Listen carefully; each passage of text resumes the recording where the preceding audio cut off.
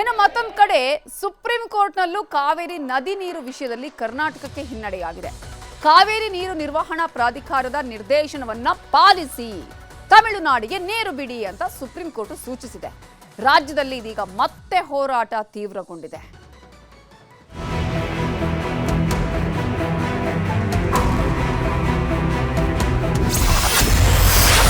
ತಮಿಳುನಾಡಿಗೆ ಸಿಡಬ್ಲ್ಯೂಎಂಎ ಆದೇಶದಂತೆ ನೀರು ಹರಿಸಿ ಕರ್ನಾಟಕಕ್ಕೆ ಸುಪ್ರೀಂ ಕೋರ್ಟ್ನಿಂದ ಸೂಚನೆ.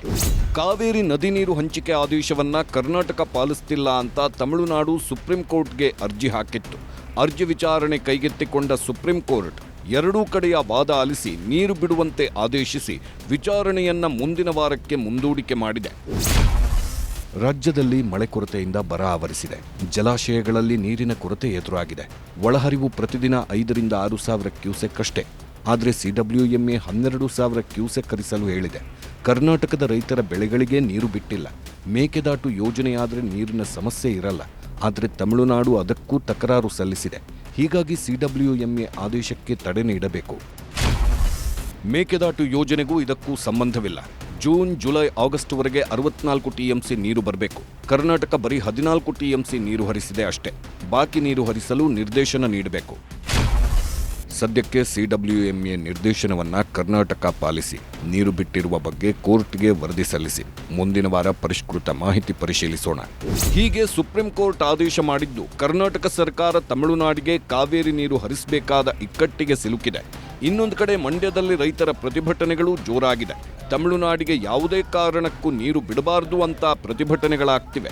ರೈತರು ಬೀದಿಗಿಳಿದಿದ್ದಾರೆ. ಖಾಲಿ ಚೊಂಬು ಹಿಡಿದು ಬಿಜೆಪಿ ಪ್ರತಿಭಟನೆ ನಡೆಸಿದೆ.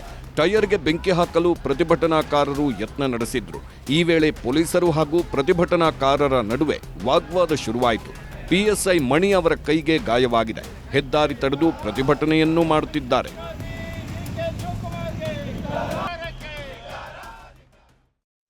ಈ ವಿಚಾರದಲ್ಲಿ ಇದೀಗ ನೀರು ಹರಿಸಲೇಬೇಕಾದಂತಹ ಅನಿವಾರ್ಯತೆ ಇದೆ. ಆದರೆ ಕಾನೂನು ತಜ್ಞರ ಜೊತೆಗೆ ಚರ್ಚೆ ಮಾಡಿ ನಾವು ತೀರ್ಮಾನವನ್ನು ಕೈಗೊಳ್ತೀವಿ ಅಂತ ಸರ್ಕಾರ ಹೇಳಿದೆ. ನೋಡೋಣ ಯಾವ ತೀರ್ಮಾನ ಆಗುತ್ತೆ ಅನ್ನೋದು. ಇನ್ನು ಕಾಂಗ್ರೆಸ್ಗೂ ಆರ್ಎಸ್ಎಸ್ಗೂ ಬಿಡಿಸಲಾಗದ ಅನಾನುಬಂಧ. ಇಷ್ಟು ದಿನ ಆರ್ಎಸ್ಎಸ್ ನೋಂದಣಿ ಯಾಕಾಗಿಲ್ಲ, ತೆರಿಗೆ ಯಾಕೆ ಕಟ್ತಿಲ್ಲ ಅಂತ ಗೃಹ ಸಚಿವ ಪ್ರಿಯಾಂಕ್ ಖರ್ಗೆ ಪ್ರಶ್ನೆ ಮಾಡ್ತಿದ್ರು. ಇದೀಗ ಬಿಕೆ ಹರಿಪ್ರಸಾದ್ ಉಗ್ರ ಸಂಘಟನೆಗಳಿಗೆ ಹೋಲಿಸಿದ್ದಾರೆ. ಸಚಿವ ಯತೀಂದ್ರ ಸಿದ್ದರಾಮಯ್ಯ ವಿಷನಾಗರ ಅಂತ ಹೇಳಿಕೆ ಕೊಟ್ಟಿದ್ದಾರೆ. ಈ ಆರ್ಎಸ್ಎಸ್ ಅನ್ನೋದಿದೆಯಲ್ಲ, ಇದು ಒಂದು 1000 ಹೆಡೆಗಳಿರುವಂತಹ ವಿಷನಾಗರ. ಆದ್ರೆ ತುಂಬಿಕೊಂಡಿರುವಂತದ್ದು ಜಾತಿವಾದ, ಕೋಮುವಾದ, ಮನುವಾದದ ವಿಷ ತುಂಬಿಕೊಂಡಿರುವಂತದ್ದು. ಇದು ಇಡೀ ಸಮಾಜಕ್ಕೆ ವಿಷ ತುಂಬುವಂತ, ವಿಷ ಕಕ್ಕುವಂತ ಒಂದು ನಾಗರ. ಇದನ್ನ ನಾವು ಹೀಗೆ ಬಿಟ್ರೆ ನಮ್ಮ ಸಮಾಜ ಹಾಳಾಗುತ್ತೆ, ನಮ್ಮ ದೇಶನೂ ಹಾಳಾಗುತ್ತೆ. ಹಾಗಾಗಿ ಯಾರ್ಯಾರು ಪ್ರಜ್ಞಾವಂತರಿರ್ತಾರೆ, ಯಾರು ಈ ಜಾತಿ ವ್ಯವಸ್ಥೆಯನ್ನ ತೊಡೆದು ಹಾಕ್ಬೇಕು ಅಂತ ಭಾವಿಸಿರ್ತಾರೆ, ಅವರೆಲ್ಲರೂ ಕೂಡ ಇವತ್ತು ಈ ಆರ್ಎಸ್ಎಸ್ ನ ಹೀನ ಮನಸ್ಥಿತಿಯನ್ನ ನಾವು ಖಂಡಿಸಬೇಕು. ಅದ್ರ ವಿರುದ್ಧ ನಾವು ಪ್ರತಿಭಟನೆ ಮಾಡಬೇಕು. There is no difference between, because it is an unregistered organization. Jaish-e-Mohammed, Taliban, all these organizations are unregistered. There is no difference between Jaish-e-Mohammed, Taliban and RSS, because all the three are not registered in this country. RSS ಸಂಘಟನೆಯನ್ನ ಉಗ್ರ ಸಂಘಟನೆಗಳಿಗೆ KPCC ಅಧ್ಯಕ್ಷ BK Hariprasad ಹೋಲಿಕೆ ಮಾಡಿದ್ದಾರೆ.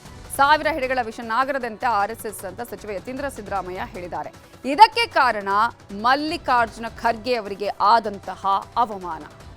August 13ರಂದು ಉತ್ತರಾಖಂಡದ ಹಲ್ದ್ವಾನಿಯ ರಾಮಲೀಲಾ ಮೈದಾನದಲ್ಲಿ AICC ಅಧ್ಯಕ್ಷ ಮಲ್ಲಿಕಾರ್ಜುನ ಖರ್ಗೆ ಸಾರ್ವಜನಿಕ ಸಮಾವೇಶದಲ್ಲಿ ಭಾಗಿಯಾಗಿದ್ರು. ಸಮಾವೇಶ ಆದ್ಮೇಲೆ ಕೆಲವು ಹಿಂದೂ ಕಾರ್ಯಕರ್ತರು ವೇದಿಕೆಯನ್ನ ಶುದ್ಧೀಕರಣ ಮಾಡಿದ್ರು. ರಾಮನ ವಿರೋಧಿಗಳು ರಾಮಲೀಲಾ ಮೈದಾನಕ್ಕೆ ಕಾಲಿಟ್ಟು ಅಪವಿತ್ರ ಮಾಡಿದ್ದಾರೆ ಅಂತ ಹೋಮ ಮಾಡಿ ಮಲ್ಲಿಕಾರ್ಜುನ ಖರ್ಗೆಯವರನ್ನ ಅವಮಾನಿಸಿದ್ರು. ಇದು ರಾಜ್ಯಸಭೆಯಲ್ಲೂ ಲೋಕಸಭೆಯಲ್ಲೂ ಪ್ರತಿಧ್ವನಿಸಿತ್ತು. ಆಮೇಲೆ ದೇಶದ ಹಲವು ಕಡೆ ಕಾಂಗ್ರೆಸ್ ಪ್ರತಿಭಟನೆಯನ್ನೂ ಮಾಡಿತ್ತು. ಬಿಜೆಪಿ ಮತ್ತು ಆರ್ಎಸ್ಎಸ್ ದಲಿತ ನಾಯಕ ಖರ್ಗೆ ಅವರನ್ನ ಅವಮಾನಿಸಿದ್ದಾರೆ ಅಂತ ಈಗಲೂ ಪ್ರತಿಭಟನೆಗಳು ಆಗ್ತಾ ಇವೆ. ಮೈಸೂರಲ್ಲೂ ಆರ್ಎಸ್ಎಸ್ ಬಿಜೆಪಿಯವರಿಂದ ದಲಿತ ನಾಯಕ ಮಲ್ಲಿಕಾರ್ಜುನ ಖರ್ಗೆ ಅವರಿಗೆ ಅವಮಾನ ಆಗಿದೆ ಅಂತ ಪ್ರತಿಭಟನೆ ಮಾಡಿದ್ರು. ಇದೇ ಸಂದರ್ಭದಲ್ಲಿ ಆರ್ಎಸ್ಎಸ್ 1000 ಹೆಡೆಗಳ ವಿಷ ನಾಗರ ಹಾವಿನಂತೆ ಅಂತ ಯತೀಂದ್ರ ಹೇಳಿಕೆ ಕೊಟ್ಟರು. ಆದರೆ ಯತೀಂದ್ರ ಮಾತಿಗೆ ಯತ್ನಾಳ್ ತಿರುಗೇಟು ಕೊಟ್ಟಿದ್ದಾರೆ. ಈ ಆರ್ಎಸ್ಎಸ್ ಅನ್ನೋದಿದೆಯಲ್ಲ, ಇದು ಒಂದು 1000 ಹೆಡೆಗಳಿರುವಂತಹ ವಿಷನಾಗರ. ಆದ್ರೆ ತುಂಬಿಕೊಂಡಿರುವಂತದ್ದು ಜಾತಿವಾದ, ಕೋಮುವಾದ ಮನುವಾದದ ವಿಷ ತುಂಬಿಕೊಂಡಿರುವಂಥದ್ದು. ಯತ್ನಿಂದವರು ಇತ್ತಿತ್ತಲಾಗಿ RSS ಮ್ಯಾಗ ಯಾಕಟ್ಟು ಪ್ರೀತಿಯಾಗಿದೋ ಗೊತ್ತಿಲ್ಲೋ, ಸಾವಿರ ತಲೆ ವಿಷ ತುಂಬಿದಂಥದ್ದು ಕಾಂಗ್ರೆಸ್. ಬಹುಶಃ RSS ಬಗ್ಗೆ ಮಾತಾಡಿದ್ರೆ ಕಾಂಗ್ರೆಸ್ನಲ್ಲಿ ಪ್ರಮೋಷನ್ ಸಿಗ್ತದೆ ಅಂತ ಹೇಳಿ ರಾಹುಲ್ ಗಾಂಧಿಗೆ ಅಲ್ಲೊಂದು ದೇಶದಲ್ಲಿ ರಾಹುಲ್ ಗಾಂಧಿ, ರಾಜ್ಯದಲ್ಲಿ ಇವರಿಬ್ಬರು ಗಿರಾಕಿಗಳು ತಯಾರಾಗ. ಸೊ ಮೊನ್ನೆ ರಾಜ್ಯಸಭೆಯಲ್ಲಿ ಮಲ್ಲಿಕಾರ್ಜುನ ಖರ್ಗೆಯವರೇ ಈ ವಿಚಾರವನ್ನ ಪ್ರಸ್ತಾಪಿಸಿದಂತಹ ಸಂದರ್ಭದಲ್ಲಿ ಬಿಜೆಪಿ ನಾಯಕರದಲ್ಲೂ ಕೂಡ JP ನಡ್ಡಾ ಇದನ್ನ ಖಂಡಿತವಾಗ್ಲೂ ಕೂಡ ಇದರ ಬಗ್ಗೆ ನಾವು ಆಕ್ಷನ್ ಅನ್ನ ತೆಗೆದುಕೊಳ್ತೇವೆ, ಈ ರೀತಿಯಾಗಿ ಆಗೋದು ನಾವು ಕೂಡ ಸಮರ್ಥನೆ ಮಾಡಿಕೊಳ್ಳಲ್ಲ ಅಂತ ಹೇಳಿದ್ರು.